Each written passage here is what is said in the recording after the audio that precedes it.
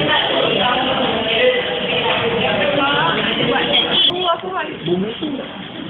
kan, dah mabuk. Pakai jakit, baju mabuk. Baju mabuk. Assalamualaikum dan salamlah kebersejarah. Okey, ni video khas yang aku buat sempena 100,000 subscribers. Jadi aku tak nak mukadimah panjang-panjang, jom kita start.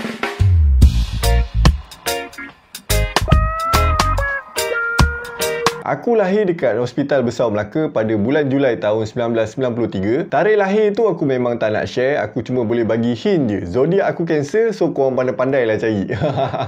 Aku membesar dekat Kelang, Selangor selama 12 tahun sebab bapak aku kerja dekat Pelabuhan Kelang. Masa dekat Kelang tu banyak kali lah pindah randah. Start dengan Kampung Delik Dalam, Jalan Diadi. Tapi aku banyak membesar dekat Jalan Teluk Gadung Kecil, lagi-lagi dekat Lorong Haji Abu Bakar. Last kali aku membesar dekat Kampung Delik Kanan, dekat Lorong Jalil, dekat-dekat dengan Jalan Tok Sidang. Orang Kelang mesti tahu punya lah. Lepas tu tempat kerja bapak aku ada buka cawangan dekat Melaka. Bapak aku pula memang dah lama tunggu peluang nak kerja dekat kampung sendiri. Jadi lepas je paper UPSR, petang tu juga aku pun bergeraklah pindah ke Melaka.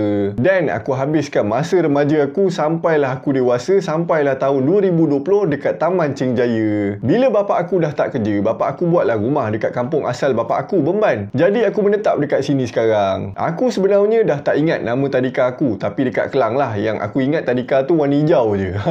Dan aku sekolah rendah dekat Sekolah Kebangsaan Teluk Gadung. Sekolah agama pula dekat Sekolah Rendah Agama Sungai Udang dekat Jalan Hasan yang ada padang panjang nak mampus tu. Bukan main penat lagi lah nak jalan masuk kelas. Keputusan UPSR aku dapat 5A. Kalau yang sekolah agama aku tak ambil sebab aku sekolah sampai darjah 5 je. Darjah 6 aku tak masuk sekolah. Sekolah menengah aku starting dekat SMK Malim, tapi sekejap je. Lepas tu aku pindah SMK Teluk Mas sebab aku dapat duduk asrama. Tapi disebabkan aku buat perangai, aku sekolah dekat Teluk Mas sampai tingkatan 2 je. Last kali aku habiskan sekolah aku dekat SMK Tun Haji Abdul Malik, depan rumah aku je masa duduk Taman Cheng Jaya. Keputusan PMR aku dapat 7A 1B. Yang B tu subjek sains sebab aku tak minat gila sains, memang tak masuk otak langsung lah masa tu. Lepas tu tingkatan 4 aku lalai banyak berpoya-poya. Jadi SPM aku menurun sikit. Aku dapat 5A 3B 1E. Yang E tu AdMat sebab masa form 4 aku tak belajar langsung AdMat. Tiba-tiba form 5 baru kelang kabut nak belajar. Memang ke laut lah. Disebabkan aku tak nak fail AdMat, lagi 2 jam aku nak ambil paper AdMat, barulah aku nak belajar 2 tahun punya barang. Kau bayang kan? Last aku tak faham langsung. Aku cakap dengan member aku, kau tunjukkan aku cara yang aku boleh dapatkan markah. Tak dapat full pun tak apa, janji boleh top up sikit sampai lulus, jadi lah tu kan. Dan aku sambung belajar dalam bidang pengurusan hotel dekat UiTM Pulau Pinang selama 7 semester sebab aku extend 1 sem.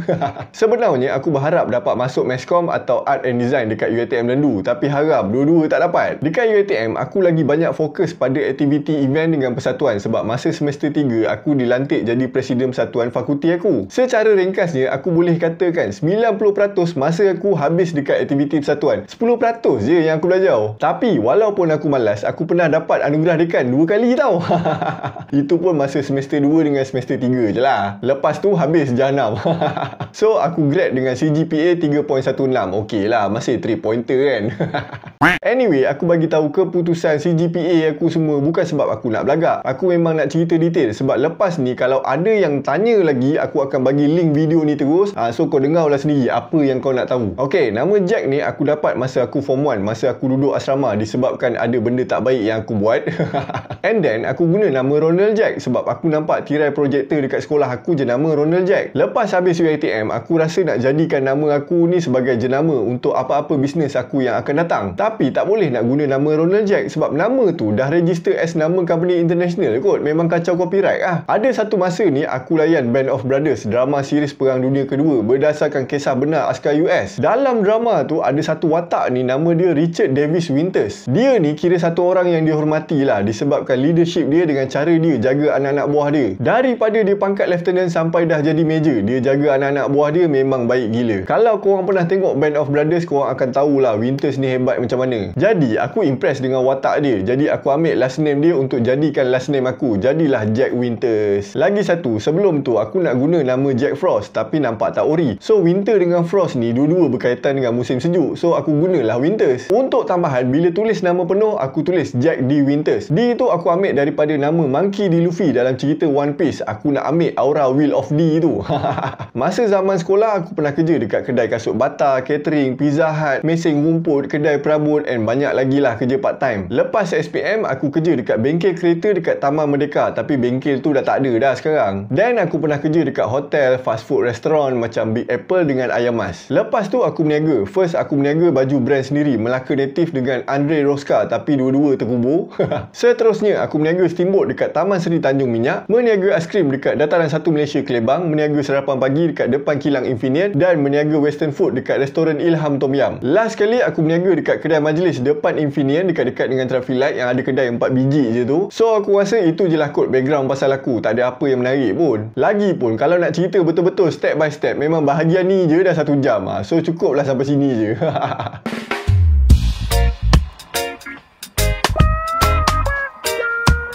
Aku start berminat dengan video dari sekolah rendah, di mana masa tu kelas makmal komputer. Kelas ni aku belajar Microsoft Word, Excel, PowerPoint dan segala software Microsoft Office. Ada satu hari ni sebelum start kelas, cikgu aku tunjuklah hasil kartun yang dia buat. Bermula dari situlah aku berminat dengan video making. Tapi masa tu aku tak sedar lagi yang aku minat video making. Time tu pula bapak aku beli PC second hand dekat pakcik aku. So masa tu lah aku start explore. Mula-mula aku belajar guna Windows Movie Maker, main susun-susun gambar, lepas tu letak lagu. Tapi transition gambar tu aku susun ikut tempo lagu, tak adalah main letak je kan. And then aku edit muzik video yang aku copy daripada CD video lagu kawan-kawan aku. Aku still boleh ingat lagi aku godek video Linkin Park versus Jay-Z live in concert.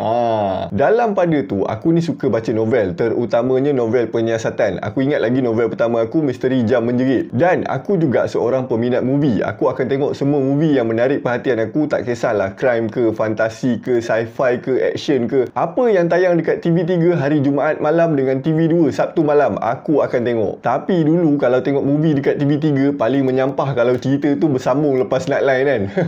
Aku punya ketagih dengan movie. Dulu zaman aku belajar, time cuti aku boleh layan 10 ke 15 movie berturut-turut. Dan sebelum tahun 2021, rutin hidup aku satu hari satu movie bye. Dan kalau movie tu aku suka, aku akan tengok berulang kali sampai aku boleh hafal lah skrip dia. Antara movie yang aku suka macam V for Vendetta, Ibu Mertua Ku, The Dark Knight, Law Abiding Citizen, Sherlock Holmes, One to Jaga, Anakku Sazali, The Godfather series, Murder on the Orient Express. Banyak lah kalau aku nak list kan. Dekat sini aku nak share satu tips bila baca buku atau tengok movie. Kalau nak faham apa yang kau baca atau tengok, kau kena tengok banyak kali. Tapi bukanlah dalam satu hari tu 10 kali kau tengok. Kau kena tengok berulang kali dari semasa ke semasa. Sebab apa? Setiap kali kau baca atau tengok movie yang sama, pemahaman kau tak akan sama. Dia akan tambah baik. Disebabkan pengalaman dan pengetahuan kau makin upgrade dari semasa ke semasa. Contohnya movie Law Abiding Citizen. Mula-mula kau tengok sebab Gerard Butler yang berlakon dengan action dalam movie tu. Lepas setahun kau tengok balik, kau mula belajar yang undang-undang dunia ni boleh dimanipulasi kan kalau kau pandai. Lepas 5 tahun kau tengok balik, kau akan belajar tentang psikologi yang menyebabkan seseorang tu bertindak. Nampak tak? Pemahaman kau makin jelas dan kau boleh nampak daripada pelbagai sudut. Jadi bila kau baca buku atau tengok movie, percayalah kau takkan faham kalau sekali je. 2-3 kali pun kau takkan fahamnya. Kau kena baca atau tengok movie tu berulang kali, barulah kau boleh betul-betul faham. Tapi tips ni untuk orang yang menghayati. Kalau korang jenis tengok for fun, abaikan je lah tips ni. Sebab jenis aku, bila membaca atau tengok movie, aku menghayati. Aku memang tenggelam dalam cerita tu. Yang mana pernah tengok wayang dengan aku memang tahulah. Aku kalau tengok wayang, jiwa aku dah tak ada dah dekat seat tu. Jiwa aku dah melayang masuk dalam skrin tu. Tak payahlah kau nak ajak borak, memang aku tak layan punya.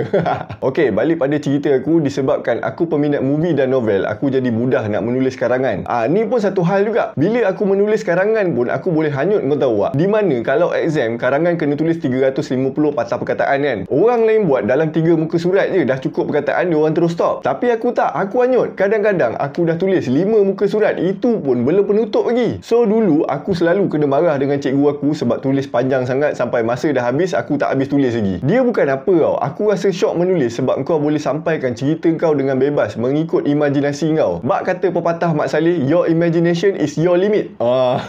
Jadi dekat situlah aku sedar yang sebenarnya aku suka menulis cerita. Jadi aku start belajar menulis skrip. Dulu aku tulis macam-macam cerita pendek, tapi tak semua bagus lah. Asal ada idea, aku akan tulis dalam buku aku. And then bila aku balik rumah, aku terus tulis dekat dalam PC. Tapi sekarang aku simpan yang mana aku rasa bagus lah. Penulisan cerita aku pula tertumpu kepada masalah sosial, psikologi. Jadi aku suka main dengan plot twist. Tapi jangan salah faham, cerita pendek yang ada sekarang tu bukanlah adalah yang terbaik yang aku tulis. Skrip tu aku tulis asal boleh je sebab aku nak eksperimen macam mana nak jadikan skrip dalam bentuk video. Sebab aku kan tak ada pengalaman nak jadi director. Jadi aku tak nak keluarkan skrip yang bagus untuk eksperimen, nanti aku rasa rugi. Jalan cerita dah bagus, nak dapat idea dah lah susah, tapi bila jadi video dia tak jadi macam mana yang aku nak. Nanti orang tak dapat apa yang aku nak sampaikan, nanti aku frust teruk lah. Tapi itulah, nak buat cerita pendek ni kos tinggi, modal ribu-ribu. Kalau ikut penulisan cerita aku boleh jadi belas ribu kalau nak dapatkan apa yang aku nak. So modal tak ada, so simpan je lah dalam Microsoft Word. Itu bab penulisan. Untuk video pula, aku sebenarnya tak minat jadi videographer, aku lagi minat jadi video editor. Dan macam aku cakap, aku tertarik dengan kartun yang cikgu aku buat. Jadi aku sebenarnya nak jadi editor macam Sofian, main dengan visual effect, buat magic. Tapi itulah direction aku dah lain, so tak apalah, ada rezeki nanti aku belajar lah. So lepas aku belajar guna Windows Movie Maker, aku belajar guna Sony Vegas. Alhamdulillah, walaupun aku tak dapat sambung belajar dalam Meskom, tapi masa aku dekat Penang, aku dikelilingi orang-orang yang tahu basic editing. Jadi aku banyak belajar dengan kawan-kawan aku. Mula-mula belajar Sony Vegas dengan Photoscape untuk design. Dan aku belajar guna Adobe punya barang, guna Adobe Illustrator, Photoshop, Premiere Pro dengan After Effects. Plus masa zaman aku belajar untuk video assignment, video event, akulah yang jadi editornya. Untuk poster, banting, banner, aku yang akan designkan sendiri. Tak adalah pro sangat, tapi aku tahulah nak buat. Masa ni lah aku kumpul pengalaman aku dalam bidang video editing dengan design. Bab videografi ni aku belasah je sebenarnya, belajar dari semasa ke semasa dekat YouTube dengan kawan-kawan. Aku belajar pun sebab tak ada siapa yang pandai nak rakamkan video yang aku nak, jadi aku kenalah buat sendiri. Kalau tak ada video, macam mana aku nak edit? Barang pun tak ada kan.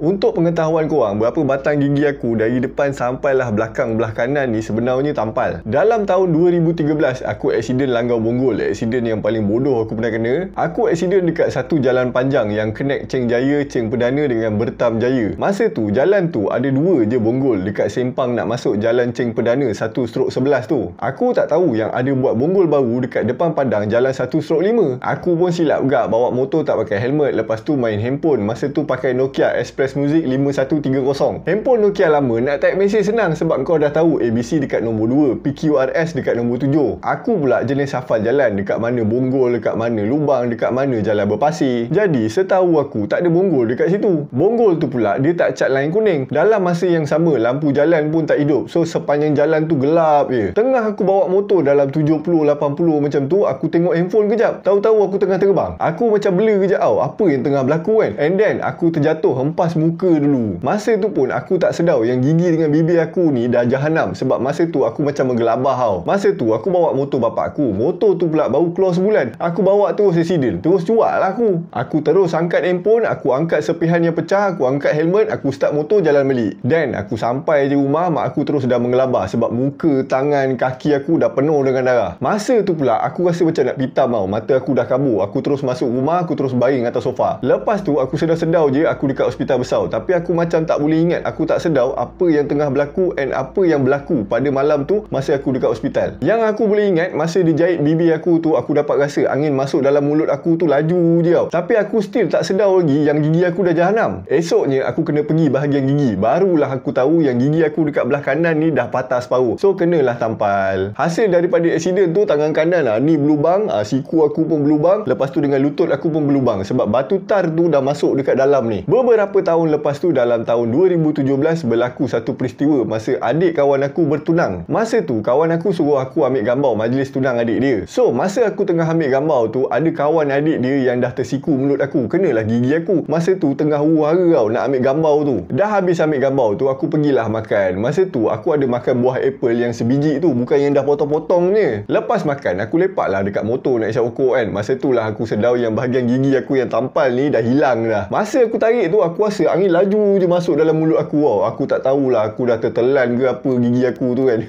Masa on the way balik rumah tu, aku pun fikirlah pasal gigi aku ni kan. Aku fikir bila nak pergi klinik gigi apa semua. Dan masa tu lah aku terfikir, kan best kalau boleh pasang gigi emas terus macam Wiz Khalifa. Masa tu juga aku memang tengah cari nama untuk aku daftar SSM untuk business western food aku. Jadi aku terus dapat idea nak guna nama Gigi Emas Enterprise sebab aku pernah tengok satu company clothing yang guna nama collar emas dekat Durian Tunggal. Esoknya sebelum Sebelum pergi klinik gigi, aku pergi SSM terus nak daftar nama tu. Alhamdulillah, sekali try terus lepas. Selain daripada peristiwa tadi, nama Gigi Emas ni pun represent diri aku juga. Di mana kalau aku bukan Islam atau Islam ada bagi kebenaran, ada dua benda yang aku nak buat. First, aku nak buat tatu penuh satu badan. Yang kedua, aku nak tukar gigi aku ni semua guna emas. Sebab aku ada minat pakai barang yang berasaskan emas. Tapi lelaki kan tak boleh pakai emas, so tak apalah. Aku dapat guna nama Gigi Emas as nama company pun dah okey dah tu. Ada juga emas yang aku boleh pakai kan.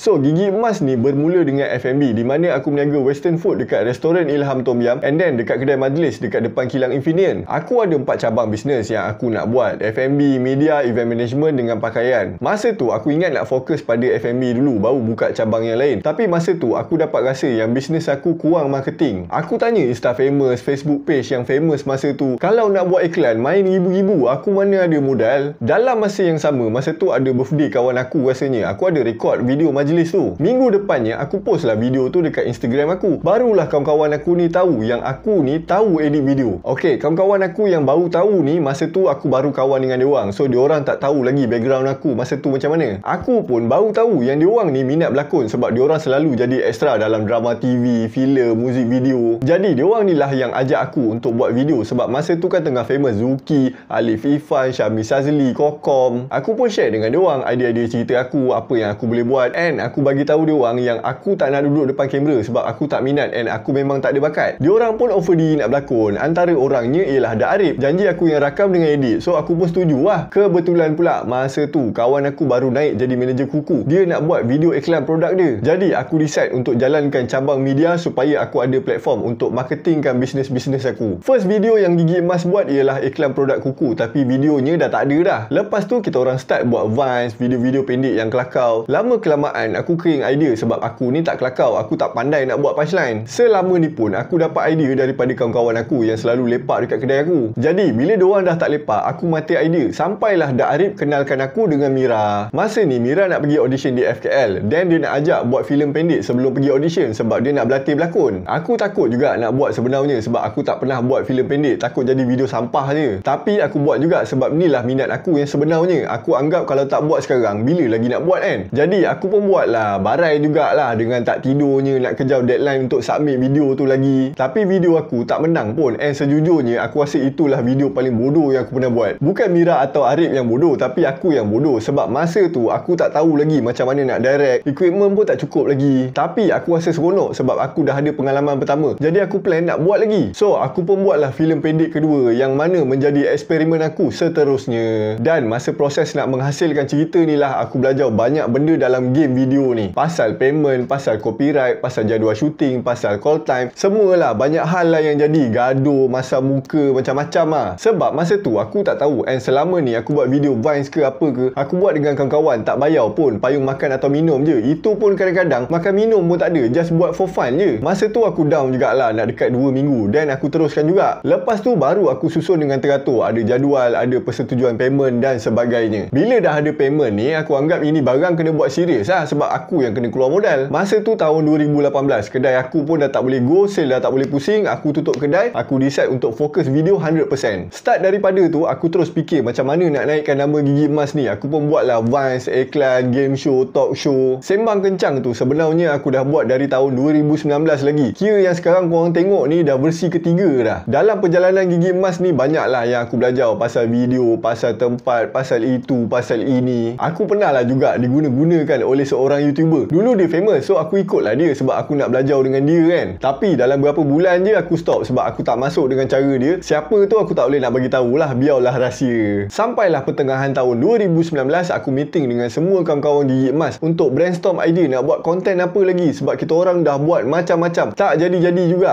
Masa itulah datangnya idea di mana kita orang semua buat video sendiri-sendiri. Siapa yang naik, dia tolong tarik orang lain naik sekali. Nak jadikan cerita, sebelum meeting tu aku ada gaduh sikit dengan Arif, di mana Arif ni tak buat macam mana yang aku nak. Bila aku marah dia, dia pun bengang lah. Dia pun cakap dengan aku, kau cakap je pandai, kau sendiri takut nak duduk depan kamera. Benda tu buat aku terasa lah makan dalam bai. Sebab betul juga dia cakap, aku kena tunjuk dulu yang aku boleh buat. Jadi lepas meeting tu, aku pun start lah buat video sendiri. Sampailah video aku pasal bahasa Melaka tu naik. Sejujurnya aku buat semua tu untuk aku buktikan pada Arif yang aku bukan cakap je, aku boleh buat juga. Dan aku nak dia tengok yang aku bukan cakap kosong. Apa yang aku suruh buat tu aku tahu boleh pergi. So lepas video aku menjadi, aku mengharapkan dia pun buat lah macam mana yang aku buat. Rupanya haram dia macam tu juga. Dekat situlah aku mula sedar perbezaan orang yang nak jadikan benda ni sebagai kerjaya dengan orang yang buat benda ni sebagai hobi. Jadi aku teruskan buat sebab aku harap yang lain dapat buat something yang boleh buatkan diorang naik. Kebetulan masa tu kita orang baru keluarkan lagu untuk Amar dengan Akila. So diorang ni lah harapan baru aku. Plus yang lain-lain ni pun masih bersemangat lagi nak teruskan buat benda ni. Alhamdulillah akhir tahun 2019 tu memang best lah. Amar dapat perform dalam event, masuk radio. Paling best dapat perform opening dekat Jom Heboh Melaka 2019. Rasa macam artis lah. Siap lepak dengan artis lama, makan dalam kemah artis. Awal tahun 2020 ada satu company besar ni nak bagi satu job besar gila punya dekat aku. Aku memang seronok gila lah. Aku spend semua duit yang aku ada. Aku spend 2 bulan untuk projek ni. And projek ni hampir nak lulus. Ngam-ngam minggu depannya aku nak dapatkan jawapan final. Tiba-tiba umum PKP. Masa tu aku memang pening juga lah. Akhirnya projek tu cancel. Dan masa tu aku jatuh terduduk jugalah. Aku pun buat je lah apa yang aku mampu untuk survive. Dan masa tu aku rasa dah sampai masa untuk aku fokus balik dekat YouTube. Sebab dekat YouTube je yang aku boleh gain income. Sebelum tu aku fokus dekat Instagram dengan Facebook page. And Alhamdulillah Facebook page aku boleh monetize. Cuma Facebook page punya dapat sikit je. Tak cukup nak tampung semua komitmen aku. Setengah pun tak cukup. Jadi aku pun mula bereksperimen buat video dalam YouTube. Kalau tak silap video sejarah para Meswara buka Melaka. Satu lagi sebelum tu aku buat video pasal isu semasa. Tapi lama-lama aku jadi bosan lah dengan konten isu semasa ni. So aku fikir kali ni aku nak orang pula follow aku. Follow konten apa yang aku nak buat. Bukan aku yang follow market apa yang orang nak. Tapi aku still publish dekat Facebook dengan Instagram. Sebab YouTube aku belum monetize lagi. View pun tak ramai lagi masa tu. Akhir tahun 2020 family aku pindah Beban. Dalam masa yang sama aku memang dah plan untuk buat studio aku. Aku buat studio ni sebab aku kesian dekat budak-budak yang buat video dengan aku. Meeting ke, bincang idea ke, praktis nak perform show Jom Heboh pun dekat kedai makan. Nasib baik kedai mak member aku. Tapi kedai dah tutup. Kita orang dekat situ lagi. Pernah lah polis datang masa kita orang tengah praktis nyanyi tu. So aku fikir gigi emas ni aku punya. Aku kenalah sediakan satu tempat yang proper untuk diorang praktis. Tambahan pula aku terfikir benda ni sebab kawan aku pernah kena marah sebab aku syuting video sembang kencang dekat office bos dia. Senang kata susah kalau kita tak ada tempat sendiri. Jadi aku kumpul duit buat job sana sini, siap pinjam duit untuk buat office. Office tu pun aku buat sendiri. Daripada kosong aku tengok YouTube, aku tanya orang, tanya kawan-kawan yang kerja kontraktor. Lepas tu aku survey harga kilang-kilang yang jual barang yang aku nak guna dan aku buat sendiri dengan adik aku, dengan kawan aku sampailah siap. Daripada partition, soundproof, simen, mengecat, pasang akustik panel, pasang kapet, pasang itu, pasang ini. Semuanya aku belajar buat sendiri. Wiring dengan aircon je aku upah orang sebab dua barang ni memang aku tak ada ilmu langsung, basic pun tak ada. Sayangnya bila studio dah siap, segalanya berubah. Dekat sinilah aku belajar satu lagi benda penting dalam kerjaya aku. Manusia ni semakin membesar dan berubah. Makin lama orang nak kahwin, nak beli rumah, nak beli kereta, nak ada anak. So kalau company kau tak mampu bagi apa yang diorang perlukan, diorang takkan stay lama, diorang akan pergi juga. Jadi bila studio tu dah siap sepenuhnya, diorang dah busy dengan kehidupan dan kerja masing-masing. Tinggallah aku seorang-seorang untuk teruskan perjuangan aku. Dah tak ada lagi kawan-kawan yang nak buat kerja sama-sama. Tapi aku tak menyalahkan diorang pun. Aku anggap aku yang gagal untuk jadi kapten kapal yang bagus. Start daripada sini aku teruskan juga. Tapi aku dah bercelaru antara apa yang aku minat dengan apa yang aku kena buat. Secara jujurnya aku tak berminat pun nak bercerita depan korang ni semua. Minat aku belakang tabir. Itulah jiwa aku. Tapi untuk company aku terus survive, inilah benda yang aku kena buat walaupun aku tak minat. Tahun 2021 aku down sekali selama sebulan dan awal tahun ni pun aku down juga sebulan lebih. Dari awal tahun 2021 sampailah bulan 6 hari tu aku terumbang-ambing, tak tahu mana jalan aku nak pergi sebenarnya. Alhamdulillah aku ada kawan-kawan seperjuangan yang bagus macam Acap, Ayam and the Gang, Gang Santai Chill. Diorang ni lah yang selalu bagi aku semangat, bagi aku idea, bagi aku jalan. Acap lah orang yang paling banyak tolong aku. Jadi sekarang ni aku cuba nak bina balik Gigi Emas ni daripada bawah balik. Aku nak start fresh dengan berbekalkan pengalaman dan pelajaran yang aku dah hadap daripada tahun 2017 sampailah tahun 2022. Pada yang minta aku buat studio tu, studio dah tak ada bang, dah roboh dah. Next time kalau aku masuk studio baru aku akan terus buat. Tujuan aku buat Gigi Emas ni sebab aku nak support bakat kawan-kawan aku. Aku aku cuba nak jadikan bakat-bakat diorang ni menjadi kerjaya. Bahasa mudahnya, kau tolong aku buat duit, aku tolong kau buat duit. Win-win situation. Sekarang ni tujuan masih sama, cuma bukan lagi dengan kawan-kawan tapi dengan orang yang serius nak kerja dalam bidang ni. Vision aku nak jadikan Gigi Emas ni satu company yang long lasting. Maknanya lepas aku mampus pun company ni masih jalan lagi. Dan aku nak pastikan sebelum aku mati aku dapat establishkan 4 cabang yang aku nak buat ni. Media and entertainment, food and beverage, event management dengan clothing brand. Dan aku nak pastikan semua orang yang kerja dengan aku dapat pendapatan and benefit yang berbaloi dengan kerja diorang. Senang cerita, aku nak jadi ketua ataupun leader yang bagus lah, yang dapat bagi benefit and manfaat kepada semua orang yang bekerja dengan aku.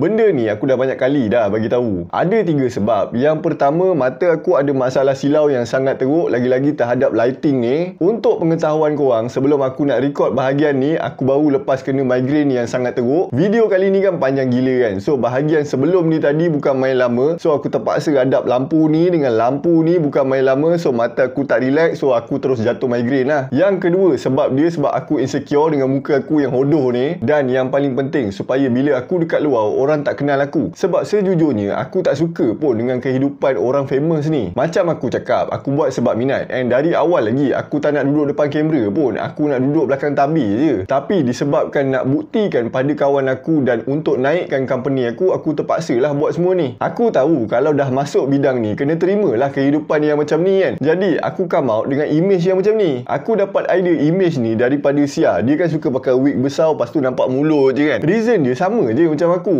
Kita buat benda ni sebab minat dan survival. Tapi kita tak nak kehidupan macam orang famous ni. Bukanlah bermaksud yang aku ni sombong, tapi aku kenal diri aku. Aku ni tak adalah best macam yang korang tengok dalam video tu. Aku ni seorang penulis yang penuh imajinasi. Jadi aku tahu macam mana nak buatkan video tu orang tengok best. Realitinya, personality aku tak adalah best mana. Kalau korang jumpa aku bagi korang 10 minit je, confirm bosan. Dan aku baru baca satu artikel baru-baru ni, yang mana aku baru tahu aku ada ciri-ciri orang introvert. Aku memang tak suka tempat yang ramai orang dan aku susah sikit nak bercampur dengan orang yang aku tak kenal ataupun aku tak rapat. Senang cerita, aku tak beramah. Engkau jumpa aku engkau tanya, aku jawab. Kalau kau diam, aku diam je lah. Kadang-kadang orang tegur spontan, aku nak respon balik pun tak tahu macam mana sebab aku bukan jenis spontan. Jadi aku nak minta maaf yang mana kata nak jumpa aku tu, aku bukan tak nak, tapi aku takut keadaan jadi lagi awkward. Tapi macam aku cakap, 50% diri aku dah terima kehidupan macam ni. Jadi aku akan layan sebaik yang aku mampu. Tapi aku tak mampu untuk tunaikan permintaan korang untuk jumpa secara dirancang. Adalah lebih baik secara spontan. Aku minta maaf sangat-sangat di atas kelemahan aku yang sangat teruk ni. Aku harap korang boleh faham perangai aku. Jadi janganlah korang salah faham yang aku pakai spek ni sebab aku stone. Tak pun, aku berani je kalau nak buat test kalau korang nak lah. Tapi kalau sampai aku kena buat test, korang kena letak minimum 10,000 atas meja. Kalau aku negatif, duit tu aku punya.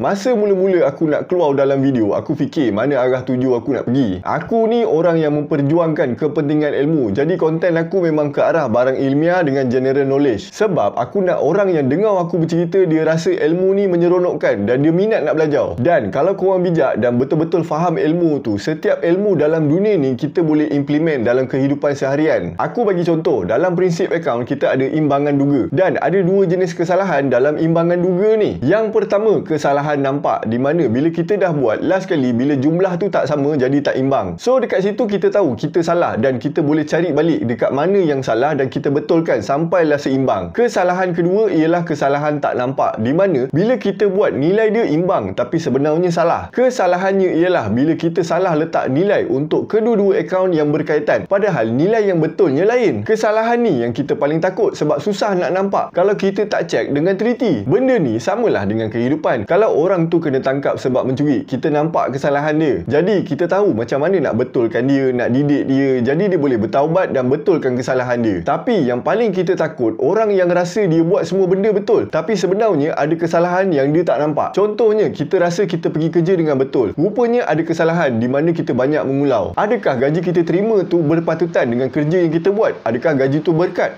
Oh, dah hujan dah. Tak apa, hujan pun kita sambung. Contoh seterusnya, kita ambil bantuan yang kita rasa layak, tapi sebenarnya kita dah makan hak orang. Dan kesalahan tak nampak ni sangatlah bahaya, sebab bila orang tegur pun kita tak nak dengar sebab kita rasa kita ni betul. Jadi dekat sini bila kita belajar dan faham prinsip akaun, kita akan tahu pasal kesalahan nampak dengan tak nampak ni. Bila kita implement dalam kehidupan, kita pun akan berhati-hati dengan tindakan kita, adakah betul atau salah. Walaupun pada mata kasar benda tu nampak betul, tapi adakah betul pada penghakiman Tuhan? Orang yang ada ilmu, dia akan pandang sesuatu perkara tu dengan perspektif yang berbeza. Dia akan pandang benda tu dengan lebih jauh dan lebih meluas. Tapi aku nak tekankan, berilmulah tinggi mana pun, adab tetap nombor satu. Ini tak, aku tengok budak sekarang cakap dengan pensyarah nak pergi minta kerja, main langgau je, tak ada beradab. Jadi konten aku memperjuangkan adab dengan ilmu, dua barang ni, dengan cara yang tersurat, dengan cara yang tersirat. Untuk itu aku nak bagi tahu, lepas video ni keluar, walaupun aku bagi amaran dekat awal video, aku tetap akan beepkan kalau aku mencarut dalam video aku, sebab aku tak nak perjuangan aku ditolak hanya kerana aku mencarut dalam video. Satu lagi, aku pun manusia biasa, aku pun banyak buat kesalahan dan dosa. Jadi aku nak cakap, janganlah mengidolakan aku sangat, sebab aku takut satu hari nanti aku ada buat kesalahan besar, korang akan menolak atau menafikan pengajaran atau kebaikan yang aku pernah sampaikan. Sebab manusia ni, kau buatlah baik beribu tahun sekalipun, sekali kau buat kesalahan, yang orang akan ingat ialah kesalahan kau tu sampailah kiamat.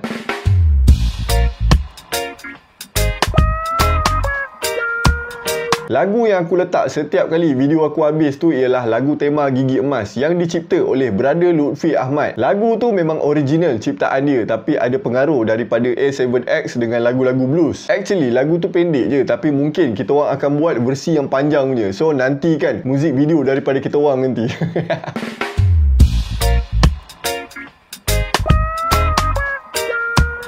Untuk satu video setakat ni paling cepat aku buat ialah 3 ke 4 hari. Itu pun kalau tak kena migraine lah. Kalau kena migraine dah extend lagi masa. Sebab sebelum aku nak cerita, aku sendiri kena belajar dulu. Aku kena baca sampai faham, kena susun bagi teratur. Sumber bacaan aku pula daripada buku, Google, hasil kajian orang lain yang dah public, video dekat YouTube ataupun artikel-artikel yang aku rasa legit lah. Dan yes, memang ada kertas dekat depan aku ni. Aku tak mampu nak ingat semua benda. Menghafal adalah salah satu kelemahan aku. Setiap kali aku membaca, aku akan tulis. Baca sikit, dapat poin penting, tulis. Lepas tu sambung baca lagi, lepas tu tulis. Lepas tu aku akan susun supaya jalan cerita tu teratur. Tak adalah dah cerita sampai ke depan, tiba-tiba kau nak patah balik ke belakang, lepas tu lompat balik ke depan. Dan kertas tu aku akan letak dekat depan aku ni supaya aku ada panduan dan aku tak tersalah penjelasan. Kalau korang perasan, video Walkman hari tu aku dah tersalah explain pasal function auto reverse. Aku tak tahulah korang perasan ke tak, tapi nampak tak kesan kalau tak ada panduan dalam bercerita, nanti kau salah sampai, orang lain dah salah pemahaman. Bercerita benda berkaitan dengan fakta atau ilmu adalah satu tanggungjawab besar yang kita tak boleh pandang remeh tau. Sebab kesannya akan berpanjangan andai kata ilmu atau fakta tu disampai-sampaikan pada orang lain. Secara jujurnya sangatlah penat buat video bercerita ni. Dia ibaratkan setiap minggu kau ada tesis yang kau kena siapkan dalam masa 3 ke 4 hari. Kau rasa? Itu tak masuk lagi nak shoot video, nak edit, nak buat thumbnail, nak buat teaser, nak buat story. Itu tak cerita lagi kalau kepala kena migraine. Ini bukan aku mengeluh tau, sebab ini jalan yang aku pilih. Aku cuma nak jelaskan kepada sesiapa yang bertanya lah.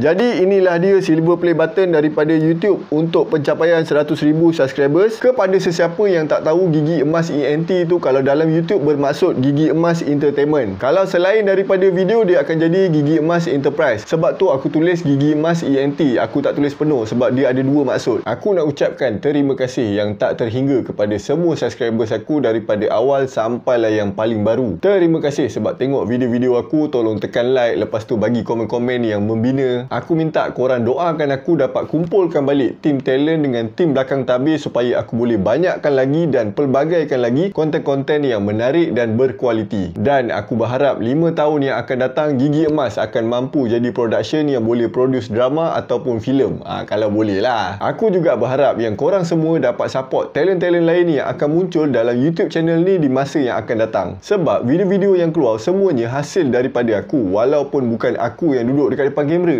Aku harap korang boleh bagi peluang pada diorang untuk tunjukkan bakat diorang. Korang bagilah cadangan yang membina supaya diorang boleh improve menjadi lebih baik. Sebab aku nak naik secara berkumpulan, bukan aku seorang. Sebab tu nama YouTube ni Gigi Emas Entertainment, bukan Jack Winters. Dah halang-halang ni aku nak promote sekali. Selain daripada buat konten, aku ada juga buat video komersial, korporat, iklan lagu, iklan radio atau apa-apa je yang berkaitan dengan media, insyaAllah aku boleh buat. So kalau korang ada projek yang korang nak buat, korang boleh terus contact tim aku. Aku rasa aku dah penat bercakap dan aku rasa aku dah ceritakan semua benda yang aku nak ceritakan. Kalau ada apa-apa yang korang nak cakap, macam biasalah, korang boleh tuliskan kat ruangan komen dekat bawah. Aku nak minta maaf kalau aku ada terkasar bahasa, penyampaian aku kurang bagus atau video hari ni agak membosankan sikit. Terima kasih sebab sudi nak dengar cerita aku hari ni. Kita berjumpa lagi di video yang akan datang. Assalamualaikum dan salam Melaka bersejarah.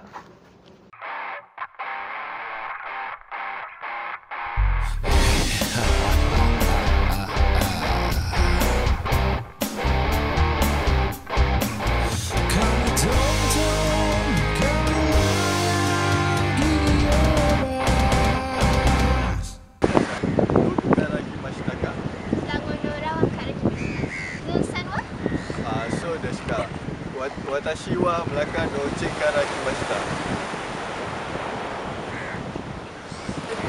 Gakusei desu ka? Sensei desu ka? Watashi wa sensei de wa arimasen. UITM no gakusei desu. Ima nansai desu ka? 19 歳です。リンダさん。私も19歳です。専攻はですか？専攻はホテル管理です。本当に。専攻は何ですか？私の専攻もホテル管理です。そうですか。リンダさん、今何時ですか？